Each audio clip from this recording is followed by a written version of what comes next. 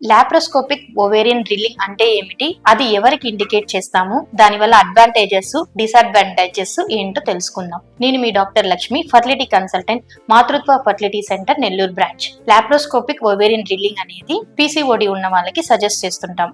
అన్ని పీసీఓడి ఉన్న వాళ్ళకి కాదండి. రెసిస్టెంట్ ఓవరీస్ అంటే మెడికేషన్స్ ఇచ్చినా ఇంజెక్షన్స్ ఇచ్చినా కూడా ఎగ్ డెవలప్మెంట్ జరగకుండా, ఓవ్యులేషన్ జరగకుండా ఉండే వాళ్ళకి లాప్రోస్కోపిక్ ఓవేరియన్ డ్రిల్లింగ్ ని సజెస్ట్ చేస్తుంటాము. దీనివల్ల అడ్వాంటేజ్ ఏంటంటే లాప్రోస్కోపిక్ డ్రిల్లింగ్ చేసిన తర్వాత 60 to 80% ఛాన్సెస్ ఆఫ్ ఓవ్యులేషన్ జరిగే అవకాశాలు ఎక్కువగా ఉంటాయి. డిసడ్వాంటేజ్ ఏంటంటే ఫ్యూచర్ లో ఓవేరియన్ రిజర్వ్ తగ్గే అవకాశాలు ఎక్కువగా ఉంటాయి. వీటిని లో రిజర్వ్ ఉన్న వాళ్ళకి ఇండికేట్ చెయ్యం. Thank you.